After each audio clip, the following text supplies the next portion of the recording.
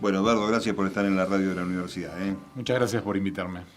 ¿Cómo es esta cuestión de la imagen, del hermanamiento con la imagen en tu vida? Contame un poco para arrancar. Mira, es como mi gran amor, el amor que más me duró. Ajá. La verdad que yo llegué a la fotografía de casualidad. Yo cuando salí del colegio secundario en la Nacional de Buenos Aires quería ser historiador y me inscribí en la Universidad de Buenos Aires, en la carrera de Historia. Me tocó la colimba en el 78, cosa que hizo que retrasara mi ingreso a la facultad porque estuve guardado en los cuarteles de Villa Martelli durante mucho tiempo y después me tocó la movilización a lo que fue el conflicto del Beagle. Así que estuve en la frontera 4 meses. Y cuando volví, de ahí empecé la facultad, pero básicamente yo quería irme de mi casa porque vivía en una casa llena de gente, con una clase, casi un conventillo de clase media, y donde vivía mi mamá, mi papá, mi abuela, mi tío, mi tía, mi prima, una señora que le alquilaba una habitación porque no llegaban a fin de mes. Ajá. Y yo no tenía lugar ¿En qué donde... barrio? ¿En qué zona eso? En el microcentro. Ah, Casi adentro de una bóveda de un banco, en Tucumán y 25 de Mayo. Pero yo no tenía o sea, dormía en un sofá que iba girando de ambiente en ambiente. la idea era rajar, La entonces. idea era rajar, entre otras cosas, porque mi tía le había agarrado un ataque de limpieza y pasaba la aspiradora por abajo de mi sofá a las 7 de la mañana. Yo tenía 19 años y me acostaba tarde. Y entonces decidí que quería trabajar en algo, porque mis viejos obviamente no podían bancar en su casa, no iban a bancar un departamento para el nene. Claro, Así claro. que decidí que tenía que laburar en algo. Y como uno de joven es muy cara dura, y yo tenía una pequeña cámara, una Olympus M1 que había usado en una revista que teníamos en el colegio secundario en el 76, una revista clandestina. Bueno, la vida era clandestina en la Sí, época de la claro, dictadura. claro. Había aprendido los rudimentos de cargar un rollito, de copiar una foto, y entonces me sentí en capacidad de ir a pedir trabajo como fotógrafo, un verdadero cara dura. ¿Y fui, dónde fuiste a tocar timbre? toqué timbre en Noticias Argentinas, Ajá. que quedaba cerca de mi casa. Quedaba en esa época en una galería en Córdoba y Florida. Y me atendió un señor que después fue mi gran amigo y un tipo que me enseñó casi todo, Miguel Ángel Cuarterolo, un gran editor. Y se debe haber apiadado de mí. Yo venía pelado, porque la última maldad que te hacían en la colimba era que te pelaban. Claro, antes de salir. Antes de salir. Me dio un rollito de película y me dijo, bueno, mañana vení acá, que yo le voy a decir a los fotógrafos que vas a empezar a salir con ellos, así te vas fogueando. Se ve que se olvidó, al otro día estaban los fotógrafos, me vieron pelado, yo qué sé, año 79, todo el mundo sospechaba a todo el mundo un y espía, nadie sí, quiso sí. salir conmigo. Ajá. Y yo me quedé solo hasta que a media mañana vino un señor acalorado y gritando, ¿dónde están los fotógrafos? Y vio que yo tenía una cámara. Yo tenía mis apuntes de la facultad y una cámara. Y antes de que yo le respondiera, me metió dentro de un taxi y le pregunté, bueno, ¿dónde vamos? Y me dijo, hubo un atentado. Fue el atentado a Juana Alemán, el número 2 de Martínez de Oz, en lo que se conoció la contraofensiva de Montoneros. Claro. Y esa fue mi primera nota. Un debut que de alguna manera fue el ADN de mi fotografía, que siempre tuvo mucho que ver con la violencia política y social.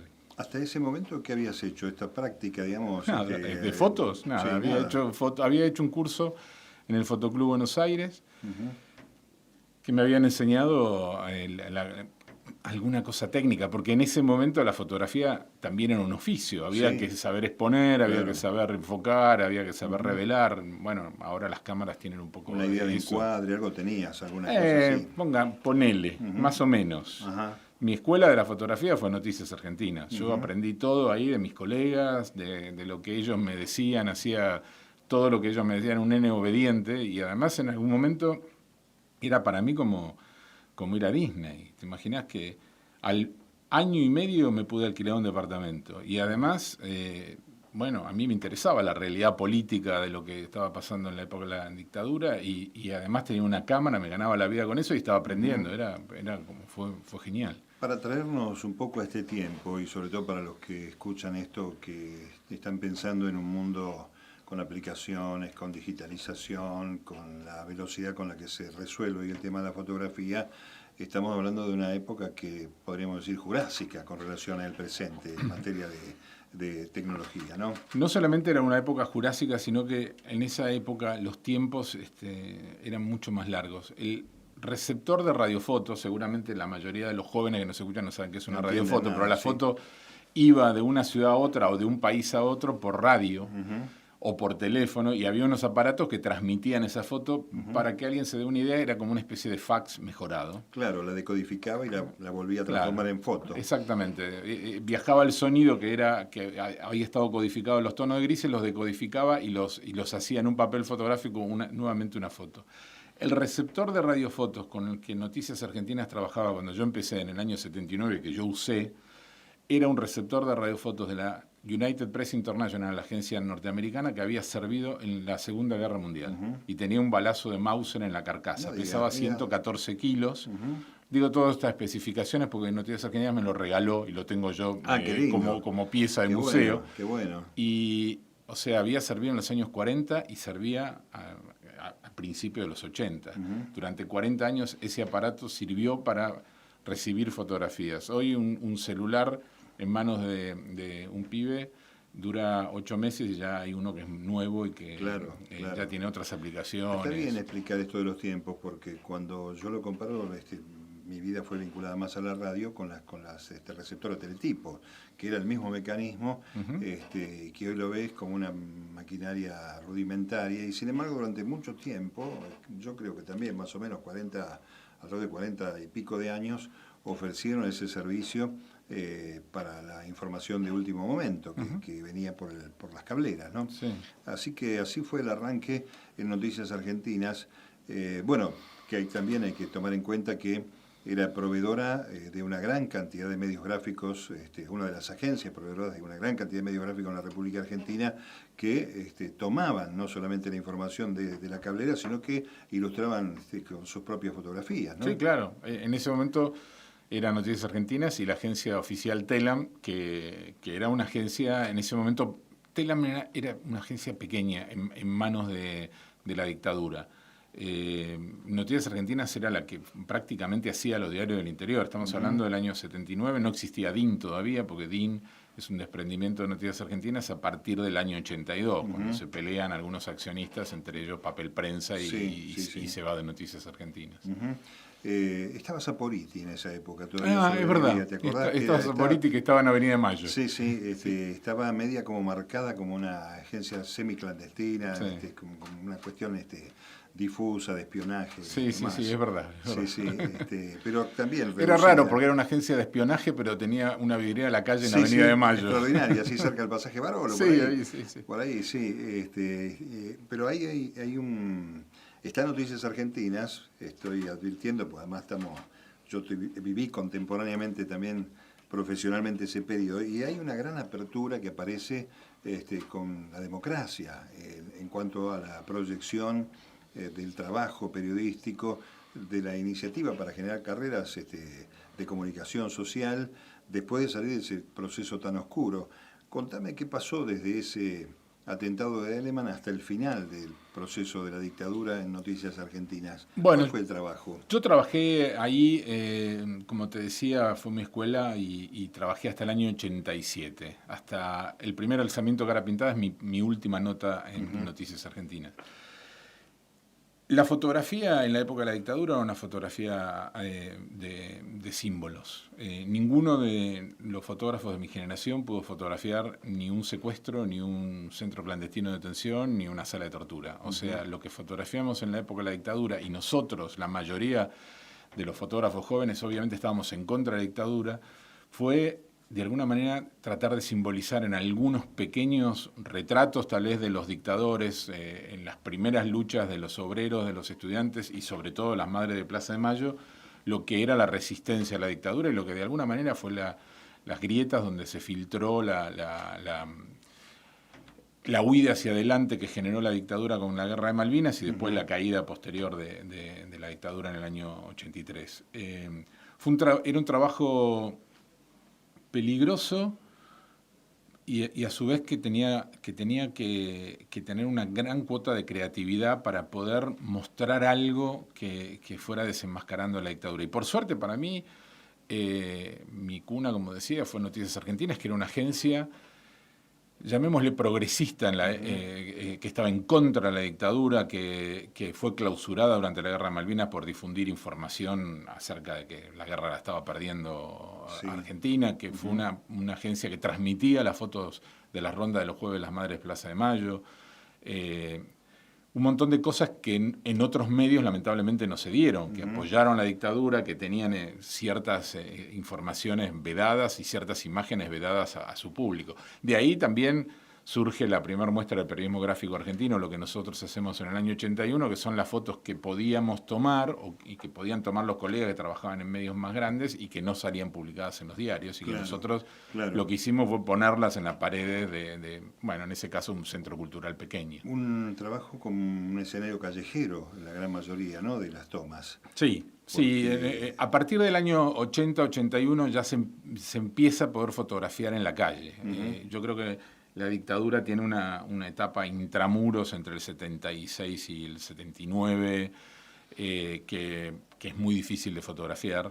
Pero bueno, yo empiezo a fines del 79 y ya hay algunas escenas que se pueden fotografiar en la calle. Represión a Madre de Plaza de Mayo, la marcha obrera el 30 de marzo del 82, distintas manifestaciones que se empiezan a dar y que confluyen después en la caída de la dictadura. La cobertura periodística gráfica ha tenido un rol, yo diría, que no fue convalidado o reconocido fuertemente. El fotógrafo como un actor secundario en la cobertura periodística, cuando con mucha imagen se resolvía dinámicamente mucha editorial al mismo tiempo, ¿no? Sí, ahí hay una pelea que creo que de alguna manera Miguel Ángel Cuarterolo, este personaje que te decía que me dio la primera oportunidad y con el que después fuimos a trabajar al diario Clarín en el año 90, es un tipo que viene con ideas muy renovadas, sobre todo de Estados Unidos y de Europa, porque él trabajó mucho en las agencias internacionales, con el rol del editor fotográfico, que es un rol que va más allá del jefe de fotografía. Hasta esos momentos el jefe de fotografía era una especie de director de tránsito entre los fotógrafos y la redacción. El distribuidor, digamos. El distribuidor del trabajo, pero tenía poca injerencia en el diario en la puesta en página de esas fotos. A partir de los 90, todos los diarios, tal vez un poco liderados por los dos diarios más importantes, por Clarín y La Nación, empiezan con ese rol del editor fotográfico a tratar de que la fotografía es un lenguaje en sí mismo, más allá de lo que dice Roland Barthes, que escribe sobre la fotografía, dice que la fotografía es un lenguaje al que le falta un código. Y es verdad que le falta un código, no hay foto sin un texto que la explique, sin un contexto. Si nosotros le mostramos una foto de Madre de Plaza de Mayo a un señor que es un campesino en China, tal vez el tipo la lee literalmente y dice que es una señora mayor con un pañuelo en la cabeza, pero no tiene el contexto que tiene para nosotros. Claro. Con lo cual, en esos años de la década del 70 y principios de los 80, la fotografía es como una especie de lenguaje de segunda en los medios argentinos, cosa que no ocurre en los medios esa es norteamericanos y europeos. Marcar, ¿no? Efectivamente, ya la fotografía era un elemento de incidencia notable en la prensa mundial, pero en la Argentina mantenía un rol secundario, ¿no? Complementario, diría. Pensemos en Estados Unidos, en lo que fue la fotografía de guerra en Vietnam. Claro. De alguna manera, yo digo que no hay ninguna fotografía que cambie la opinión de un público, pero sí hay fotografías que empiezan a acentuar que la gente quiere un cambio para algún lado. Bueno, la guerra de Vietnam me estaba dando muestras en la sociedad norteamericana de cierto cansancio de ver tantos cadáveres de soldados norteamericanos y de una guerra que estaba empantanada. Y la fotografía de Nikut, de la niña vietnamita rociada con napalm, y otras fotografías contribuyeron mucho a que esa opinión cada vez se hiciera más virulenta y que de alguna manera hubiese que darle una salida a una guerra, aún a costa de la derrota, de lo que fue para Estados Unidos la derrota de Vietnam. Claro. ¿Cómo ves entonces en ese momento con la figura del periodista que hacía fotografía, porque me parece que es ese casamiento que faltaba, juntar al fotógrafo con el rol de periodista? ¿En qué momento ves que se va produciendo en la Argentina eso? Mira, creo que se empieza a producir en las agencias, tanto en Noticias Argentinas como en DIN, y mucha de esa gente va a trabajar a los medios grandes, a los diarios que como Nación y Clarín y Página 12 también, alrededor de la década del 90. Y ahí empieza claramente a marcarse una idea de lo que es la fotografía de prensa, la pelea interna entre fotógrafos, editores fotográficos, redactores y diagramadores, como para aunar ese diálogo entre el texto y la fotografía. Y bueno, para mí yo fui ahí como editor en esos años y fue una pelea es una pelea cultural la que se dio. Sí, de gran tensión, ¿no? De gran sí, tensión. Sí, claro. Y que había que saber ganar y perder, había que saber defender una buena foto y a veces, bueno, cuando la foto no era tan significativa, perder ciertos espacios. Era una batalla, llamémosle entre comillas una batalla cotidiana, que a mí me gustó mucho dar. Me parece que fue una gran enseñanza para mí. Me resultó una gran enseñanza sobre todo para mis libros, cuando yo me empecé a dedicar en el año 94 a la publicación de mis libros individuales, con el primer libro que hice de Sábato, que fue esta cuestión de darle cierto ritmo visual a un ensayo fotográfico. Es que además me parece que aparece una suerte de narrativa dentro del mismo mensaje del periódico o del diario, destinada a la fotografía, ¿no? Una cierta continuidad histórica en cuanto al estilo, la búsqueda y la carga. Antes el proveedor era la agencia, entonces el diario copiaba y pegaba, pero empieza a generar su propia producción de imágenes, ¿no? Sí, y además esta cuestión del interés, o sea, pensemos en La Nación, en Clarín, en Página 12, en Crónica, en el Diario Popular. ¿Qué diario hace una tapa sin una foto? Claro, o sea, la fotografía era y es importantísima y es un título más, es el gancho tal vez de la tapa de un diario. Uno lee el titular, lee la foto del titular, muchas veces la mirada se posa en ese lenguaje que, como decía Barthes, no tiene código, pero es el lenguaje que emociona, porque las letras por sí mismas tienen es una construcción intelectual para que emocione. En cambio, la fotografía tiene una cosa directa que llega a todo público. ¿Cómo ves el contraste con el gran peso audiovisual? Hoy está todo el mundo pegado a una pantalla móvil, con imagen móvil. ¿Cómo ves el contraste y, en todo caso, la sobrevida de la fotografía en esa competencia? Mira, yo creo que la fotografía de prensa está en crisis y es como complicado hacer un diagnóstico en el medio de una crisis. Me parece que no se sabe cómo se sale de acá. Por lo pronto, el primer perjudicado de esta crisis de la fotografía de prensa es el fotógrafo de prensa. Claro, cada vez hay menos trabajadores de prensa porque los diarios pueden hacerlo con un celular en mano de un redactor, con las fotos del público, esta cuestión de que existía antes tan clara del emisor de la noticia y del receptor. El emisor era el diario, la radio, la televisión y el receptor era el público. Ahora es un círculo que va y viene porque vemos un canal de noticias y vemos que tal vez de una hora de un canal de noticias hay media hora que está generada por el público, que manda fotos, videos, o redes sociales y demás. O cámara de seguridad, un montón de cosas que no son el trabajo del camarógrafo del canal o que no son el trabajo del fotógrafo del diario. Ese es el primer balance, si se quiere, negativo de esta crisis. Ahora, ¿qué es lo que va a ocurrir?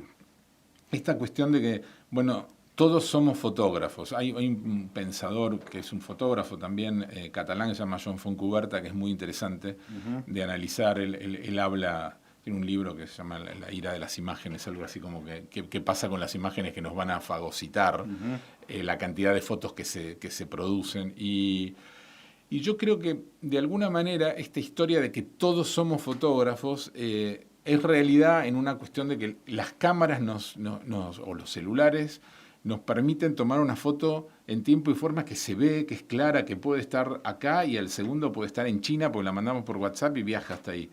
Ahora, esos aparatitos que vienen con a mí me gusta decir, me parece medio irrespetuoso, pero con una especie de japonés embutido que hace todas las cosas que te resuelve, adentro, claro. No vienen con mirada. Y me parece que la distinción entre una foto que tiene emoción, que tiene gancho, que tiene información, y la foto cotidiana es la mirada de alguien que agarra ese aparato y lo usa y enfoca algo que es distinto. No sé, hace poco se viralizó una foto de un fotógrafo que se llama Bernardino Ávila, que era la foto de una señora en un verdurazo agarrando una berenjena que se había caído. Sí, bueno, sí. esa es una imagen que tiene una mirada, que entiende que la señora que está alzando verdura porque no llega a fin de mes, y la policía con toda esta parafernalia de cosas que tienen ahora, cascos galácticos, todo, sí. una cosa así, que viven una misma realidad, tal vez hasta una misma realidad económica, y sin embargo tienen un enfrentamiento social. Bueno, esa es una foto que seguramente por algo la hizo un fotógrafo, no la hizo un transeúnte que pasaba por ahí. Claro. Alguien pudo haber hecho una foto de esa situación, pero él vio eso que estaba pasando, se agachó, tiene las berenjenas en primer plano, hay una pared, la vereda que continúa en esos cascos y en esos escudos. Bueno, ahí hay una mirada. Claro, yo pienso y te escucho y digo, bueno, uno puede humanizar este dispositivo, pero si no está en la mirada profesional, el ojo del especialista, uno humaniza y punto. Y no, a lo mejor ni siquiera percibe lo que significó ver esa imagen tan cruda, tan dolorosa como tantas. Hay un momento, vos citaste el primer libro con la figura de Ernesto Sábato involucrada. Hay una decisión allí editorial. ¿Qué te impulsa para transformar el libro, ese trabajo de cobertura periodística y fotográfica? Mira, los libros para mí fueron mi pasión de entrada. Cuando yo trabajaba ahí en Noticias Argentinas había una librería muy cerquita, llamaba Documenta, una librería que era de un señor que traía, estamos hablando del año 79-80, traía algunos libros visuales, una rareza, que eran libros de arquitectura, de pintura y unos pocos de fotografía, que eran tan caros que era imposible comprarlos, pero como él paraba en el mismo café que nosotros, nos permitía a los más jóvenes ir y ojearlos, ¿no? Nos daba unos guantes de algodón blanco para que no se lo ensuciáramos y podíamos chusmearlo. Y yo siempre ahí conocí a Cartier-Bresson, a Eugene Smith, a los fotógrafos consagrados que para mí eran figuras, para mí eran figuras míticas y lo son aún hoy. Sí, claro. Y yo decía, qué bárbaro pensar. Yo quería tener un libro de ellos. Y hoy me paro ante la realidad de lo que hice y tengo 11 libros que hice yo. Y bueno, el libro es para el fotógrafo yo creo que es el lugar donde su obra perdura mejor. Claro. El diario, como se dice en la jerga periodística, envuelve los huevos de mañana, a pesar de que ahora los huevos ya no los envuelven en diario. La muestra, la exposición es interesante, pero es efímera, y el libro es algo que viaja a casas que vos no tenés idea. Yo algunas veces pienso... Como objeto en sí mismo, ¿no? Como libro, claro. Algunas veces yo pienso, no sé, estoy mirando un libro mío. No suelo mirar mis libros, o un libro de otro fotógrafo. Pienso, tal vez hay alguien que está mirando un libro mío en este momento en algún lugar que yo no conozco. O muchas veces me dicen, yo le regalé mi libro de Benedetti a la que era mi novia y hoy es mi mujer. Y ese tipo de cosas ocurre con los libros que se te van de las manos.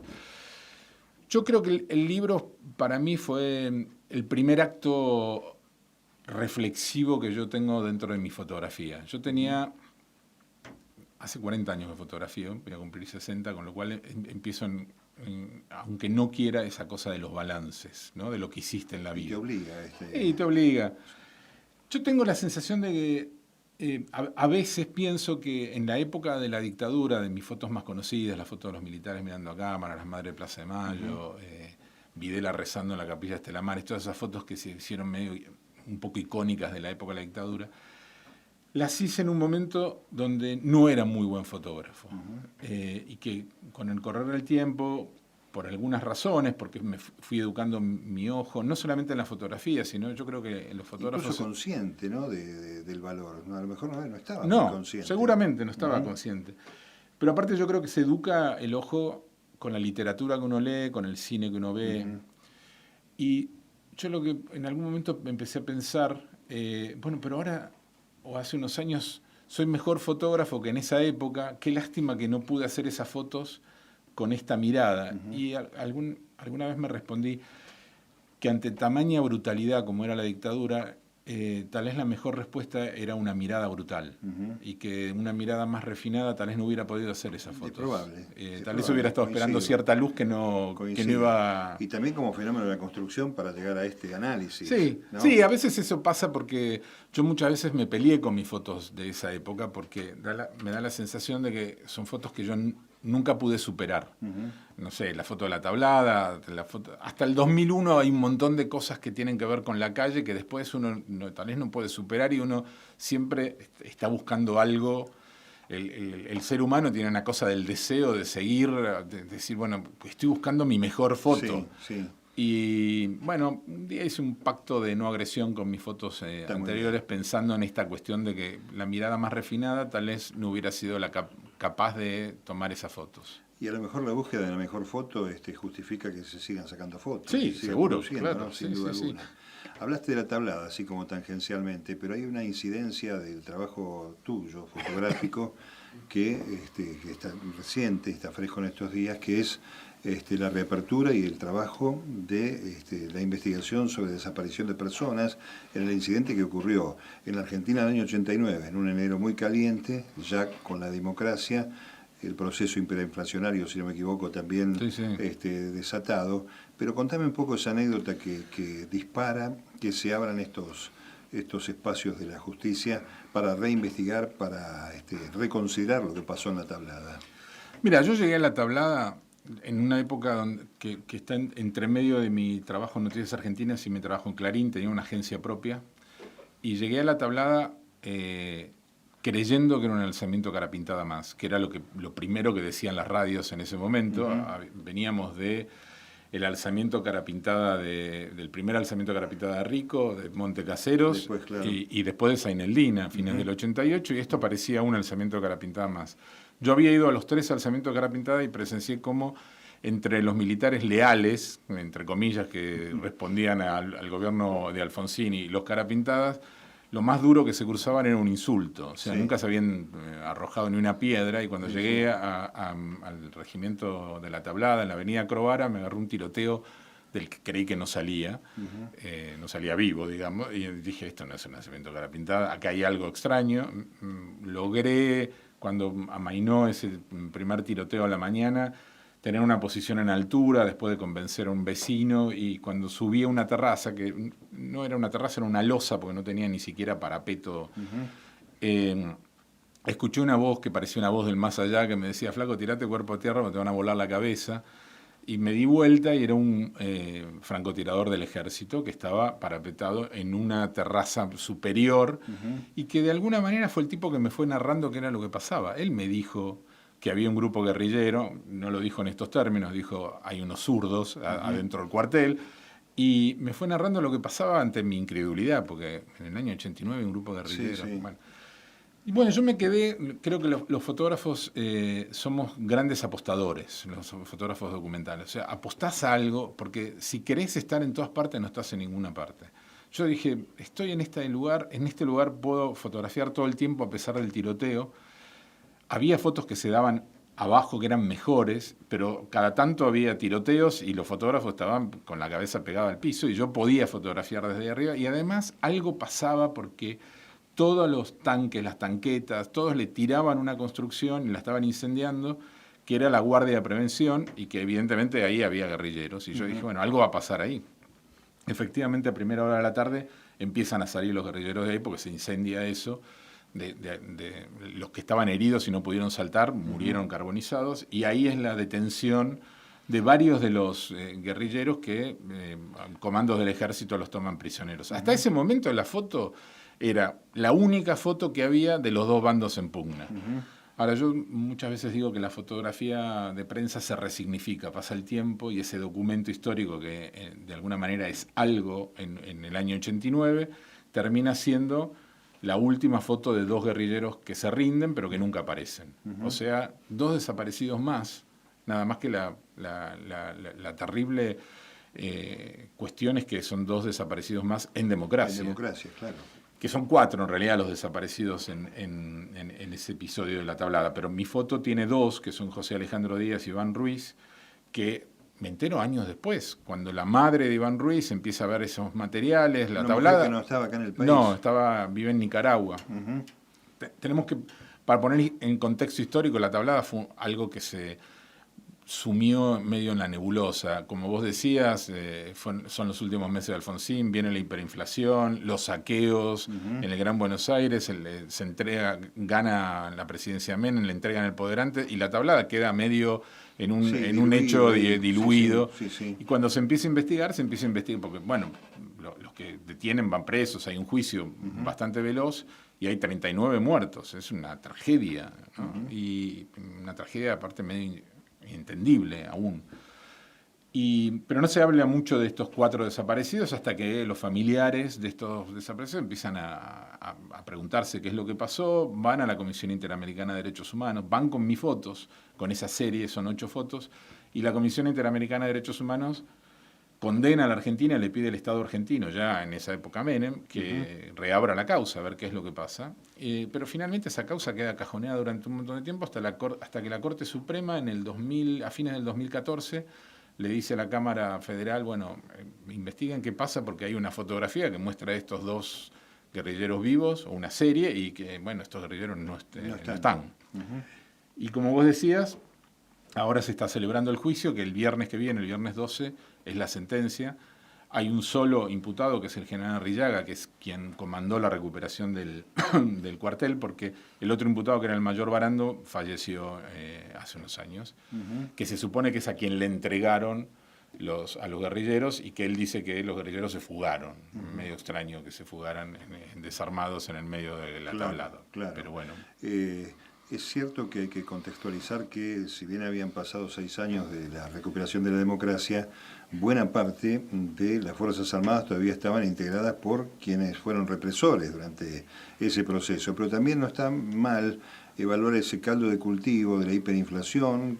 Estamos hablando del poder establecido, el establishment, la presión que se ejercía sobre la figura del gobierno, que estaba en franca decadencia, producto de esa situación generada también, ¿no?, de la hiperinflación, con lo cual la confusión acompañó un poco más cualquier tipo de ocultamiento que se pudiera haber hecho en ese suceso. Seguro. ¿Hablaste con estos familiares? ¿Tuviste contacto con ellos? Bueno, tuve contacto con Aurora, que es la madre de Iván Ruiz, Aurora Sánchez Nadal, que es ella la que viene me llama por teléfono a los años y me dice, mira, yo vi una foto tuya en la que se ve mi hijo y quiero ver si vos tenés más fotos de eso. Y bueno, reconstruimos un poco la secuencia, que son 8 fotos, desde que salta el primer guerrillero hasta que lo llevan para adentro del cuartel y yo los pierdo de vista. Estamos hablando, yo estoy en esa terraza que está a 120 metros, o sea, estoy con un teleobjetivo muy largo y hay un momento en donde ya no los veo más.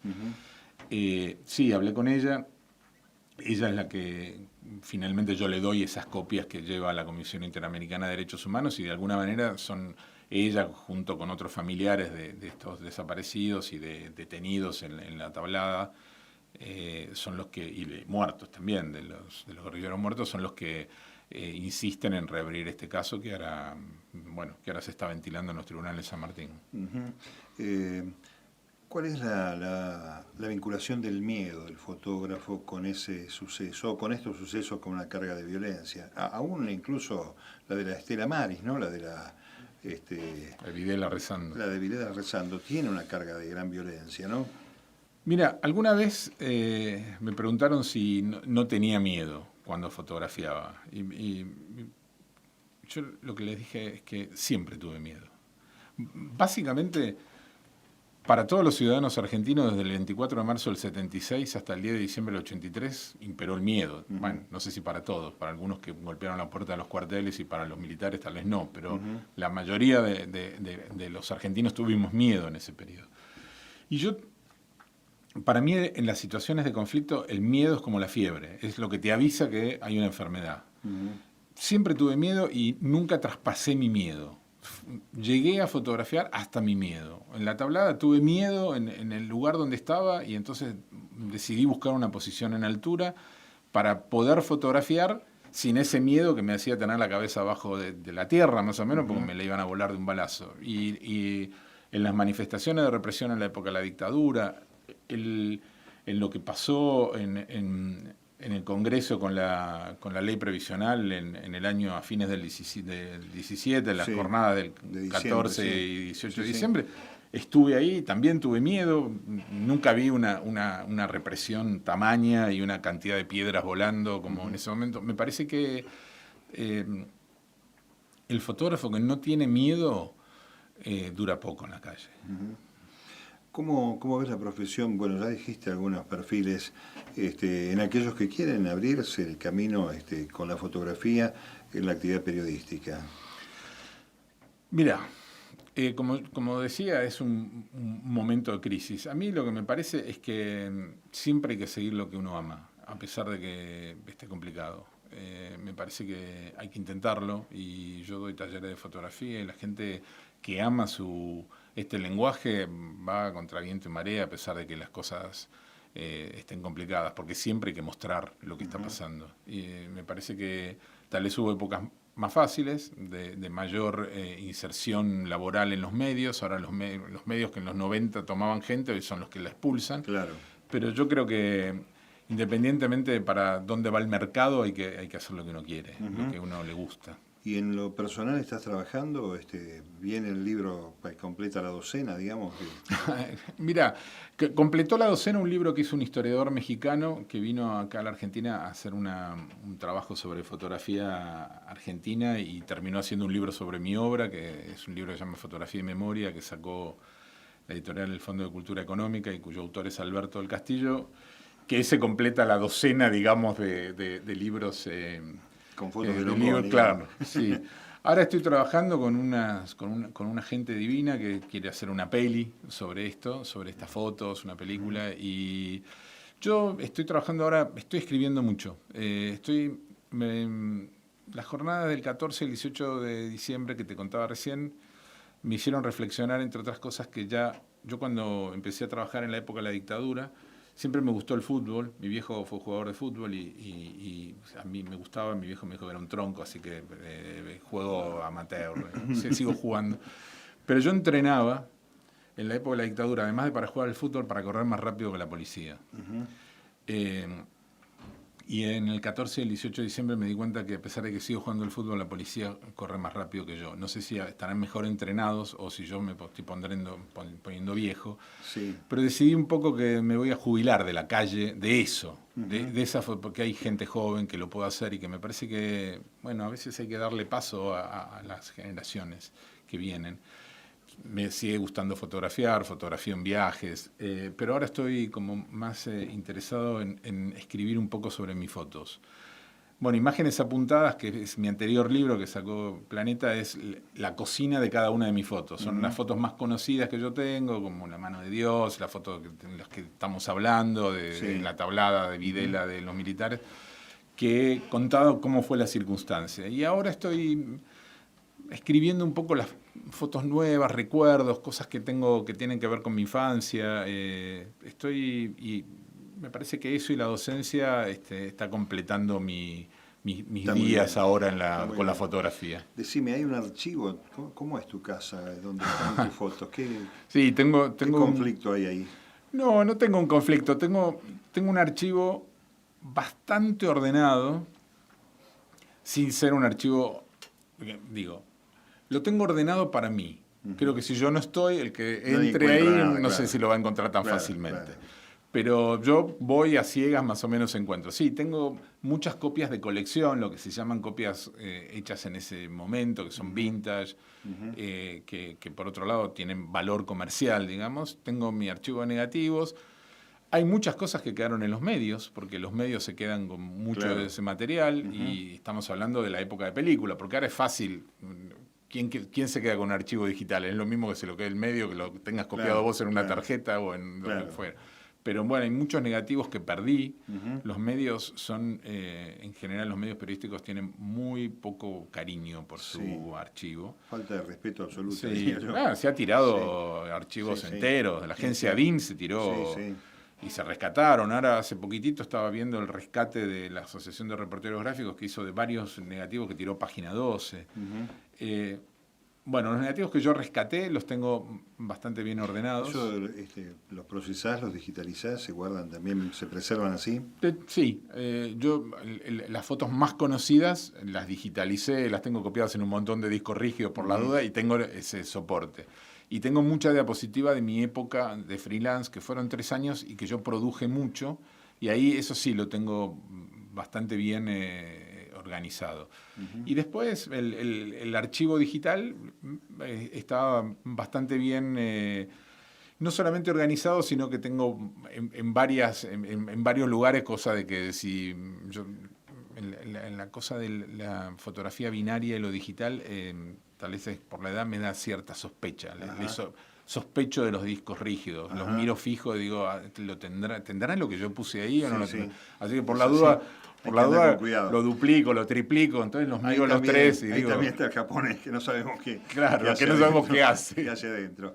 Bueno, yo te pido permiso oficialmente porque la versión tele de este programa está en tu página, va a estar ilustrada seguramente con estas fotos que citamos en la charla. Y desde ya agradecerte que estés en la universidad y en la radio para contar un poco esa mirada que ha humanizado tanto dispositivo a lo largo de estos años. No, gracias a ustedes por la invitación. Muy amable.